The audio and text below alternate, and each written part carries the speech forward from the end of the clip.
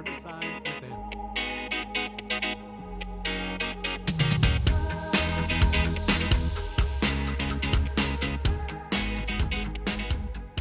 Hello to you all in the multiverse. I'm Jacob, My name is Brian. And I'm Taylor. and we are the Multiversal Mike. First, we'll start off with me telling you a little bit about myself and how I got into the world of nerdom. It all started when I was maybe 4 years old, and I got and this is going to be hard on some of these guys here because they're a little older than I am, getting the very first Nintendo, like from the 90s Nintendo, before the Super Nintendo. And I'm sure they had it way before me, but that was my first console. It wasn't any Atari or anything like that, but playing that at home, and actually my mom got really involved with playing games with me and really, enjoyed that kind of stuff. So from then on, I started really liking video games. As I got into grade school and middle school, that's when movies started, comics started, anime. I'm a big anime nerd. Yeah, and I'm still going strong, loving movies, loving video games, and yeah, I don't really have a favorite genre of game. I'm really into first-person shooters, specifically Call of Duty right now. But yeah, that's me for now. That's all there is for Jacob. Yeah, As simple as he can be. I'm very well-rounded. Yeah, And very Jacob's round. a good, well-rounded nerd. Yeah. What can I say except there's pretty much every corner of nerddom is something I've dipped my toes in at one point or another. I think the first area of the nerddom that I fell into was Star Wars. And I'm guessing that's probably the same for you guys as well. I remember pretty vividly. I must have been annoying my mom because she sat me down in front of a TV and would just flip through the channels, and she's like, "Here, watch this." And it was Wasn't the cooking channel? I think it was Return of the Jedi. So Sick. I watched like the first half hour of Return of the Jedi. I'm pretty sure it was Jabba's palace was the first thing I saw. I was like 6 or 7 years old. I was pretty small, but that was my first exposure to Star Wars. And then I'd say that's probably my biggest fandom is Star Wars. I've got lightsabers from Disney. I've got the Neo Sabers. My walls are decorated with Star Wars posters. I collected the card games. Been to the midnight premieres for the movies. I've got the Funkos and the action figures. I've got a couple of the original 77 action figures. That's what I'm talking about. Yeah, so that's probably my biggest area of fandom there. But I'm also really big into Marvel comics. Movies maybe a little bit more so than the comics. I've read my fair share of the comic books for Marvel and DC, but the movies is really where it's at for me. I love watching the movies. I love the theater going experience. I love a good TV show. I think I'm a little bit more into the action adventure TV shows more so than dramas are not really my thing so much. Comedies, but I like the movie going experience that are more like the event type movies. And then well, what else? Video games. A little bit here with the video games. I think you guys may be a little bit more with the games than I am, but I did recently get into Warhammer, which is just the biggest, nerdiest money pit that you could possibly imagine. That goes back far, yeah. Yeah, like I said, a little bit of everything here. All right. Yeah. I mean, mine's probably, a little mix of both there. I remember as a very small child, I don't even know how old I was. I had to be, baby. I mean, probably 3 or 4 years old when my mom sat me down and I watched The Empire Strikes Back. Mm-hmm. And she basically, I can, honestly, you guys both actually know my mom personally. And I could believe she probably was going to say, you're going to sit down and you're going to fall in love with this. And it's not even an or else or a command. It was just she just knew that I was going to end up falling in love with it. And she was right. I probably wore out those VHS tapes. And yes, I said VHS tapes all you listening. Yep. I still have my originals. Yeah. VHS. Yeah. I remember when the special editions came out, we went to go watch those in theater, and that was just mind blowing to me seeing Star Wars. All of that was just the original trilogy. And then when that's good. Number one. Yeah, and then when episode 1, 2, and 3 came out, I mean, my mom pre-ordered those tickets. I remember having the actual physical tickets, pre-ordered ahead of time, having those ready to go. And so really my mom was huge into why and how I got into the whole nerd world, the nerddom, and on top of that, though, my dad played a role in this, and I'm sure if he's listening right now, he's probably cringing or a little bit because he's not much of a nerd himself. He's kind of that kind of jock style kind of person, but he got me my first console, which was a Sega Genesis, and yes. Those were good. I remember some of my favorite memories as a child was sitting down at the end of the week and playing Sega or playing Sonic with my dad and playing Mortal Kombat, with my dad and NBA. There's that NBA game that had the really big heads. It was like 2v2. Oh yeah. Oh Yeah. yeah. Oh, That was kicked my weird, butt. but it was cool. But it was such a fun time, and just the just how how amazing of an experience that is to have that with both my parents to be able to bring me into this world, into this world of nerd and Star Wars and all Mhm. of that, and going into video games now, I play a lot of games with Jacob on the side, like every now and then with Brian when he's able to play a game with us. That's more of More D&D. more D&D or more D&D style like Baldur's Gate. Yeah, there's Getting in. another area of fandom I forgot to mention too. What's Same. that? D&D. Oh yeah, Yeah. I'm just now dipping my toes into the world of D&D, I would still and say I'm fresh. Yeah. I'm loving it. Yeah. I mean, full on McDonald's there. I'm loving it. Wow. I This mean, isn't a it's plug. not a plug, but hey, if you're listening, Throw that sponsor money this way. Sponsored by McDonald's. my kids would love that. Eat my McChicken. Yeah, but yeah. This is just I'm excited, about this, and excited to start this journey with you guys. So yeah. Yeah. So it seems like too, like I don't know about you guys, like a lot of the fandom seems to be a little more like on the sentimental side because like someone kind of like either passed it to us or like handed it to us in some way, whether that was like taking us to a movie or forcing us to watch a movie, like playing a video game. Because I know like my mom, I wouldn't say like was like super into video games, but it was like that arcade era too. So it was just like I like to play a game, get high scores, kind of a thing. So like the not Super Mario, the original Mario for the Nintendo, that was very frustrating to play for me. I probably didn't get past the first level like at age 4 and 5, but it was one of those games where I really liked the challenge. But then like another console comes out, and then you're just blown away by like graphics and by story, and then another console and another console. But I do remember one that changed the game for me was on the Nintendo 64, which is still one of the coolest, in my opinion, consoles when it comes to just classic games. Was Ocarina of Time. I don't know about you guys. That changed a lot. I When just I got first played it. chills thinking about that because Yeah. how much I forgot how much that game It's changed the my. nostalgia. It's the music. It's the the challenge behind it. The story, which was so good. Just like it. Just in my opinion, I think that was like one of the best Nintendo games of that time for sure. Yeah, Zelda was a game changer for sure, but I think the one that really did it for me, games wise, was Mario RPG for the SNES. Oh, So oh, you're I've been a right. huge fan of that for the longest time. So I played that on the original Super Nintendo, and then years later, I was getting the itch to play it again, and so I had to use emulators, right? Because I Yes. didn't keep my Super Nintendo, You do it so on it your was on the phone PC for a while, or PC. and Thank then on God my for phone, emulators. right? And I would play that game. I'd go through the whole thing probably once a year, just play through the game again, and then it finally came out with the re-release on the Switch, which I never thought would ever happen. I did So not see that coming that either. was a Yeah. big milestone for me personally, because that's one of my all-time favorite games. Still, I could just sit down and play that at any time. So yeah, Would you that say was that's the your? first one that really got me into like RPGs. That's what I was just about to say. I was like, do you think that's like that? And then that game like introduced like the world of RPGs to you. Yeah. Right. Yeah. See, that opens up the floodgates of like Final Fantasy and all that stuff Yeah. afterwards. See, and it's like, I think it was just an age thing because around that time, I do remember that game. And of course, now I remember because I have it. But like back then, I do remember playing that game. But I was maybe like, I don't know, 5 years old. Or maybe just Jacob, like I'm pretty sure that game came out when you were like 2.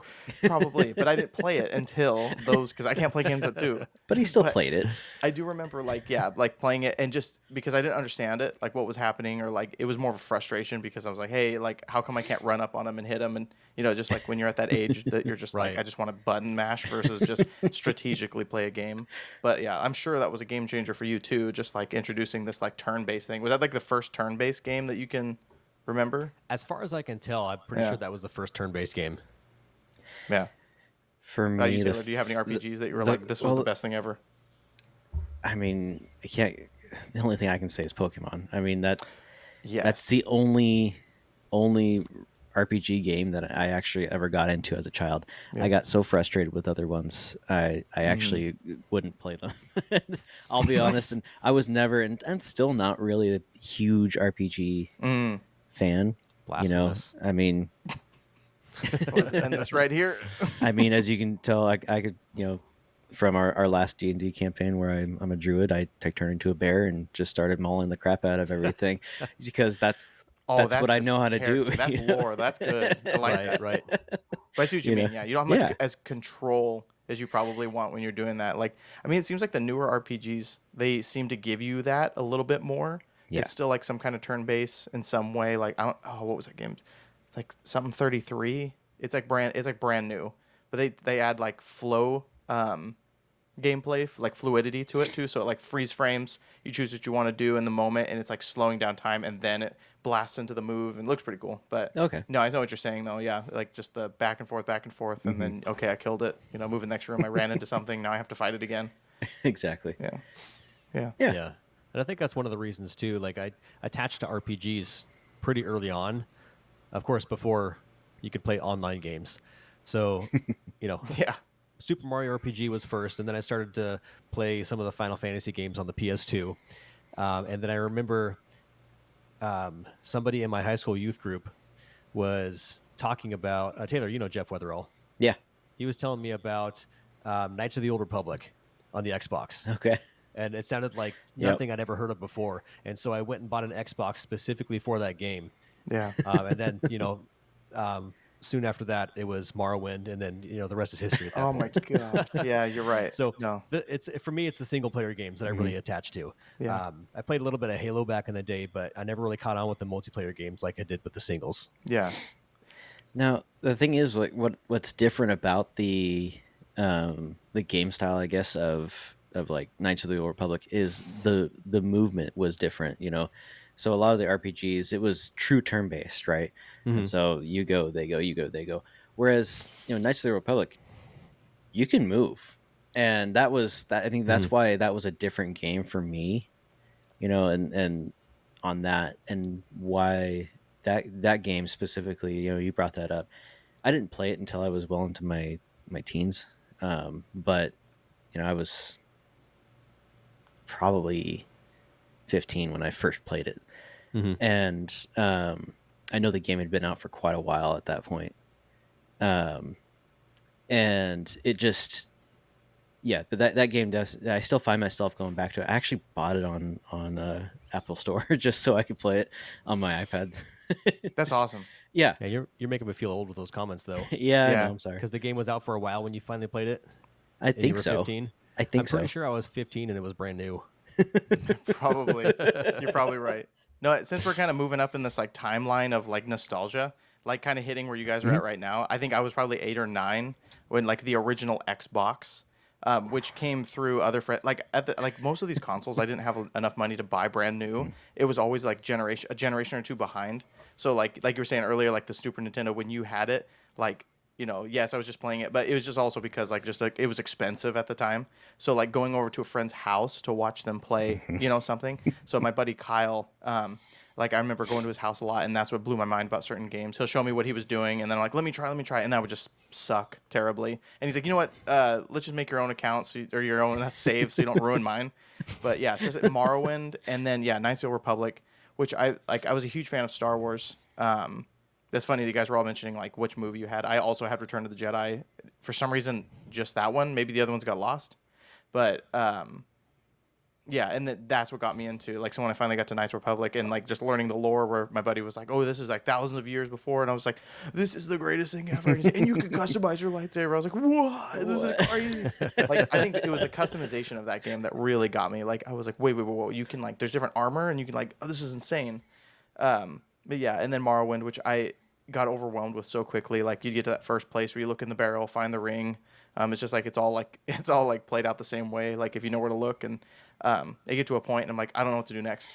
I don't want to play this anymore, and then I like turned it off or something like that. That just kind of happened after that. And then what changed the game for me again was definitely the PlayStation One, like the first one, because I loved playing games like Spyro. And more nostalgia is because like I just like playing it, and my mom liked watching it, stuff like that. Um, and like Crash Bandicoot, like those kind of games. But It's yeah, funny you bring those two games up specifically, and that kind of situation where you were talking about we're going over to a friend's house, to play a console yeah, that you didn't have, right? So for me, it was my neighbor Nick. He had a PlayStation One. Um, I still only had the Sega at my hmm dad's. I had an N64 at my mom's, but PlayStation, it was just different. It was 3D. There was so much more graphics it felt it could do. It did. It felt like the graphics felt so much for the more time. Yeah. cleaner than even the N64 at the time, and especially going from that Sega. So of course I was going to go over to my friend's house and watch him, and take turns playing Spyro, and that was my introduction to Spyro and Crash Bandicoot. I never got to really play them from beginning to end, just wherever hmm he was at in the game, but it Right. was still fun. I got to, they made a big impact on me too. Right. Yeah. I don't know. I think. Well, okay. I don't know. I'm gonna ask you guys this. What Mhm. was your first like multiplayer game? Like whether you don't play them now or whatever. Like what was your like first Like memory? Because online or yeah, both of you guys. Like, let's start with you, Taylor, if you have one that you can remember. You're like, this is a multiplayer game. I'm playing against my friend next to me, kind of a thing. oh, that kind. Okay. hmm That would be 007 Goldeneye. I that's crazy because I was gonna say the same thing because like GoldenEye was so much fun, and that was one of those like there's that secret room that every single time I played it, I'm like, where are you? How are you shooting me right now? Because there's that room you can just back into, and it's like a screen, and Yep. this bullets can fly through it. That was my first one too, and that one was amazing. Man, the first multiplayer game I ever played, and I don't even know what the name of it was, but it was like an off-brand baseball game for Super Nintendo. And Wow. it was off-brand because all the teams were made up. One of the teams was called the Amoebas. That's all I remember from The it. amoebas. But That's awesome. The so bacteria. that was the first like two-player game that I actually remember. I mean, besides Mario, but you're not actually playing with somebody. You just kind of take turns playing levels. Right. But that was Yeah. the first one. But then after I got that Xbox, it came with Halo, and I had never heard of Halo at the time, Yes. and none of my friends had heard of Halo either. And so I kind of got to introduce Wow. that You to were them. there. I was there. That's crazy. And so, I mean, again, this is before Xbox Live. Right. So, Yeah. This is split um, screen. all of my friends ended up loving Halo, so they all got Xboxes. So we had back with the original LAN party. You would Yes. get a hub, and you would hook 4 Xboxes together with 4 TVs, and there's 4 controllers in each of the Xboxes. So you actually had to have 16 people in the same place at the same time, Yep. all with Xboxes and separate TVs. And then we did the Blood Gulch, is what it was. Yeah. You do the big 16-player map on that one. So That was so high tech. yeah, That was so cool when you knew that you went over someone's house and you're like, dude, you have all this stuff. This is crazy. Like you must be rich. Like I don't think I never actually hosted a LAN party, but like I would go to someone's house and it'd be like one person like in a different room, all these cords running down the hallway, someone in the living room on the big TV, like their big TV back then, Yeah. and then somewhere, and then you just hear someone shouting like, "You killed me! You suck! This is amazing!" hmm But yeah, those would last My for hours, just my like yeah, all 16th night. birthday party we did it it was an RV. So we had, a bunch nice. of like there was probably 12 of us, I think, and three That's insane. TVs. Actually, it was 4 TVs because I used one TV as literally a monitor to. So if anybody couldn't play or wanted to sit out, they could just sit there and watch the other TV. It was awesome. It was so cool. And then we all just crashed in the RV at like 3 a.m. Good And old days. oh my Yeah, gosh! But then before then online. I know that Jacob knows probably about Mr. Owing's Oh yeah. LAN parties. Yeah. Oh Yep, yeah. He was at the the high computers school. like teacher, like taught a bunch of different computers class. But yeah, after school, it was really weird to be at a school till like midnight. and playing at midnight, and you're playing like Counter-Strike. So Yeah. you're just like trying to shoot each other and stuff like that. And I'm like, I don't know if this is appropriate. Like it It was still was fun. we had to sign waivers and stuff, so I mean, it was like, Yeah, yeah, I remember, or parents had to sign waivers, but it was amazing, that was so to, cool. yeah. Yeah, I'll never forget that. And then the 360 introduced, like that was when like I was like middle school, got the 360, and then I got Xbox Live, which changed my world. Because we'd be going between like the days of like, hey, I have internet now, and then it's like my parents didn't want to pay for that. It's like, no, I don't have internet anymore. And then like later on they got something else. I was like, oh, we got DSL, which is a really good internet. This is great. And then yeah, DSL. and then that's when the whole Xbox Live thing happened. I'm like asking my parents, please let me like buy like 3 months worth of this, and then and then going online. And I still am this way just a little bit. Like, and Taylor can attest to this too. Is like playing online, I'm a little shy.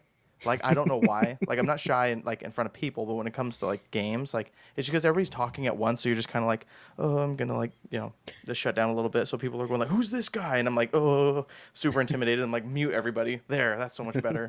But yeah, that's just like Xbox Live was like what changed everything for me when it came to like playing with people around the world.